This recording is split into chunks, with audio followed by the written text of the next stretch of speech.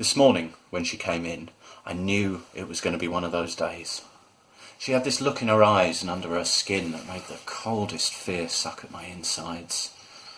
It wasn't the first time, but I wasn't used to it yet, and I couldn't look at it with any kind of calmness. That would come.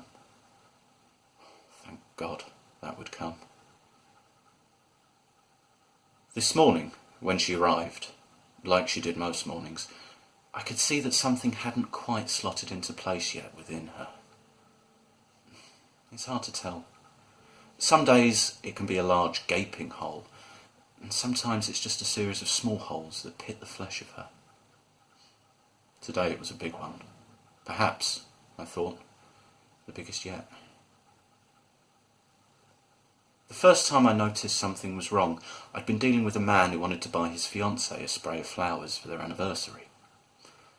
The romance of their story caught me and reeled me in, and I spent at least 40 minutes with him, choosing colours and arranging the flowers according to their shape and the way they leaned. Each one a memory.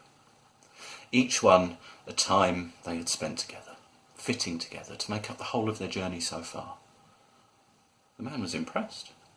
I could see the gratefulness in his eyes when he watched how much attention I paid to who they were and how these fresh-cut flowers could best represent their story. He thanked me. He even tipped me. And I turned around with the extra bill in my hand as he walked away from our stall, a very happy customer. And I held up the note and I beamed to say, "Look what I just did." I caught something distant in her eyes then. It made me falter. But these things can be like clouds that sail out beyond a window pane. And I watched it float, and I insisted it was nothing. I said, "Did I do okay?" She smiled and she said, "Yes, that was wonderful." And she held out her hand in front of me for a handshake. I looked down at the hand. I had known her hands my whole life. I hesitated. I knew something wasn't right, but I slowly put my own hand forward and placed it in hers anyway. That wasn't the start of it, of course, but it was the first time I thought, perhaps she didn't know me. The start of it had been much more devious. So devious that I'd barely noticed it creeping in. I walked into her house one day, and she was opening the fridge door in the kitchen again and again. "What are you doing?" I asked. "We don't have any milk," she replied. "What's happened to all the milk?" I looked at her, and I could see the events of the day were out of reach. She knew they were there, but they hid from her. She searched for them within her own head, but they ran to every corner faster than she could catch them. But she wasn't ready to be a loser in this game yet.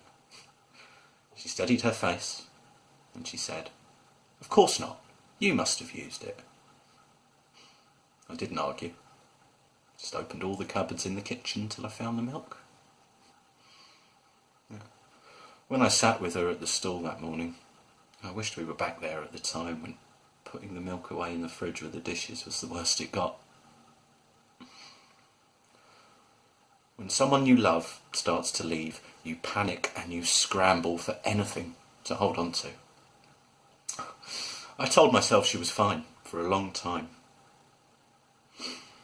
But I am losing her. She is leaving a little every day. Still, she is my mother. She is still my mother. And although she fluctuates and she delves in and out of her own body, some days I am still sitting with my mother. And on the days when I feel like she's lost already, I can look at the shape of her face, same as mine. The colour of her hair, same as mine. And I can still find her. This morning I knew it was one of those days. She sat down, and together we waited for the customers to arrive. Oh, I wouldn't let her get too involved in working with the customers, unless they knew us well and understood how pulled things were now. Out in the street I could see my husband and my 7-year-old son washing the car. It was a morning so bright you felt it might blind you. My mother was watching them when a frown entered her brow. "Who's that with Michael?" she asked. My mother was watching the ghost of her brother, the memory so thick and solid that it took over everything else.